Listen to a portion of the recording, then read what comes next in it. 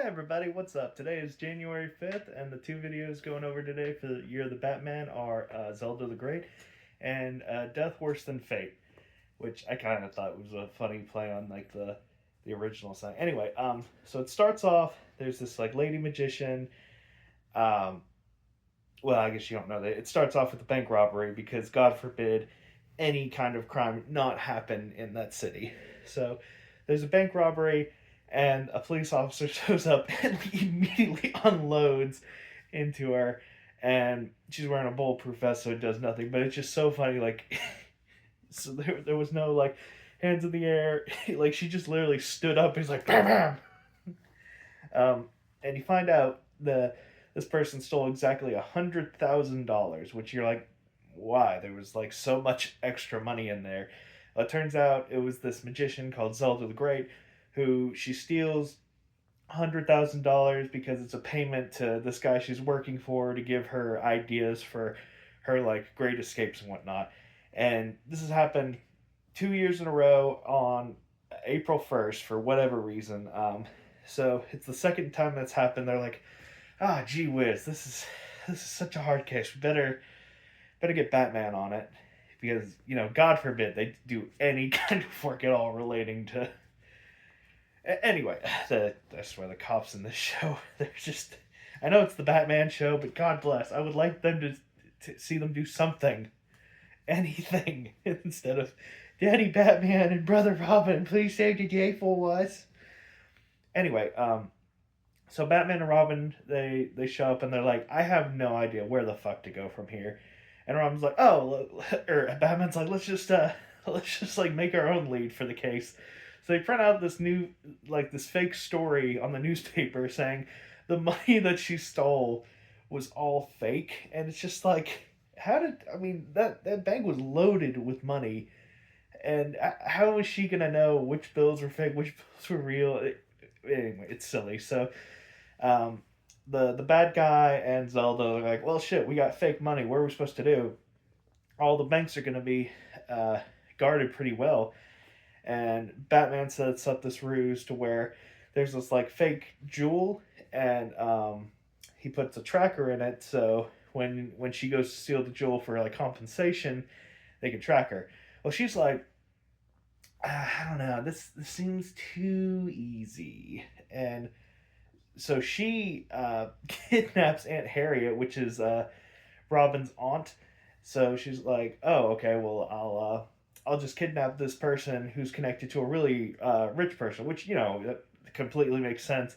But it's really weird. She's still, even though she knows there's a trap set for her at the like the jewelry store, she still goes there anyway, and she takes the jewel and she like disappears, and then it takes it like 20 feet out and then drops it like, and Batman's like, oh, she did that to like to like to fuck with us. And I'm just like, that is the most petty shit for a criminal to be like, yeah, I know your plan, and I'm going to spring that trap, and I'm just gonna escape. And it was literally a fuck you. That's what it was. Like, there was no reason for her to do that whatsoever, but just to say fuck you. Um, so anyway, Batman, Robin, and Commissioner Gordon, they get on the television because there was like no way to contact her. So they get on TV, and Robin's like, "Listen, listen, listen. We know you got Aunt Harriet. We know you're selling her for a ransom of $100,000. You have the money. All that counterfeit money. That's real money. You have it." And so she actually has a nice moment where she immediately is like, "Oh well, yeah, I don't need her. I'll immediately let her go." So she blindfolds Aunt Marion or Muriel, I can't remember, and just like lets her go.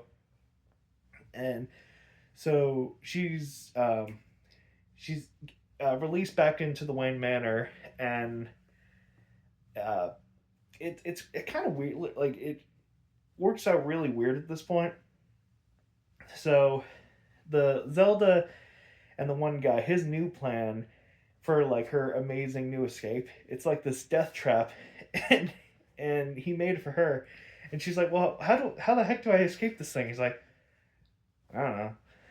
She's like, what do you mean you don't know? You built the thing. She's like, And he's like, okay, how about this? How about this? We trick Batman into coming into this death trap, and once he figures out how to escape it, that's how you escape it, because he's the world's greatest detective. And she's just like, well, what if he dies?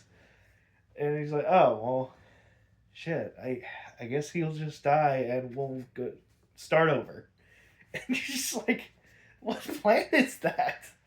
Um, so when Aunt Harriet is returned, she drops a book of matches, and Alfred finds it, and he's like, "Oh, hey, it's from like the gnome bookstore," which I don't really know much about like the '60s. If like just random places had their own books of matches labeled with it, that could be a thing. I know bars did that, but that makes sense because you had smoking and whatnot. But I just find it weird, like this random bookstore were selling like their own customizable matches. But anyway, so they go, um, Batman and Robin, they go to the bookstore where his like little lair is, and he hires these two guys from like the mob. And so here's the death trap, and then there's two mummies in front of the death trap, and they're like, all right, as soon as Batman escapes it, you pump him full of lead. Simple enough. So they lure Batman and Robin into the death trap, and of course they escape. And on their like, as soon as they escape, I guess the lady has a change of heart because she's honestly not that bad of a person. She just kind of wants to be the best magician, and she just does a little robbing. But as soon as she escapes, she's like, "Batman, Robin, look out, the mummies!" And then so they duck, and the two fucking guys just pump each other absolutely full of lead, killing each other. And I don't know how it was shot. It was really weird. So the one guy that's like the mastermind of it all that built the death trap, he's trying to escape, and Batman like throws a batarang at him, and I swear to God, he looks like he killed the man because like he just has these dead eyes, like wide open, mouth open. He's not moving or anything. You could say he's knocked out, but the fact that his eyes were just so wide open, it just really threw me for a loop. So she lets Batman arrest him, and at the end of it, she's like in a penitentiary, and Bruce Wayne shows up. He's like, "Hey, I heard you saved Batman and Robin," which fucking how? Like, when Batman and Robin and Bruce Wayne and Dick Grayson just kind of hang out on the now and again. But he's like, well, anyway, so I heard you did a really good thing. But when you get out of here, I got a offer for you. I'm gonna like spring for you, like get an early release in exchange for you to work at one of my children's hospitals to perform for the kids, which I really love that because Batman, he's more than just like punching the criminals and whatnot. He like genuinely does care about rehabilitating them and trying to get them a better life. So when you see Bruce Wayne do that kind of stuff, that always gets me because I'm like that. Yes, that's how you properly also do Bruce Wayne because so many people just want to discard Bruce Wayne and mostly focus on Batman, and that's not how you do it. So she like very graciously accepts the offer, and she's like, "Oh, and Batman, if you oh, and Bruce, if you see Batman, I give him this." So she like takes from his ear like a flower and gives it to him, and I'm just like, well, shit, I think that actually was magic because they're stripped of everything when they get in there. So where the hell did that thing come from? I mean, it's a magic trick, but I don't know how the hell she pulled it off. So, but I also find it really weird. Everybody and their mother wants to sleep with Batman. Everybody. Like, if you're a girl, you're gonna be attracted to Batman, and it's just like Bruce Wayne is right there for the taking. Um, like he's handsome, he's kind, he's completely loaded, and it's just like nobody really bats an eye at him. It's always Batman that they swoon over, and it's just like what kind of relationship are you hoping with that one?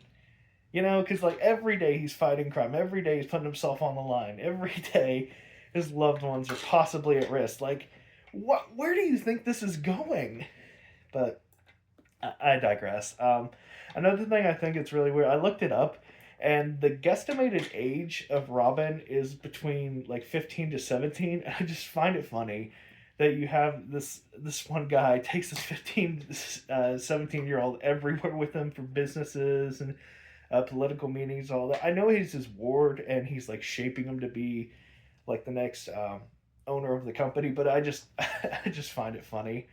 Um, but yeah, overall, this episode, I liked how you had a villain that wasn't necessarily evil. They were just kind of doing stuff to like enhance their career, and they did have a conscience. And you see Batman like his more sympathetic side, so I really like that.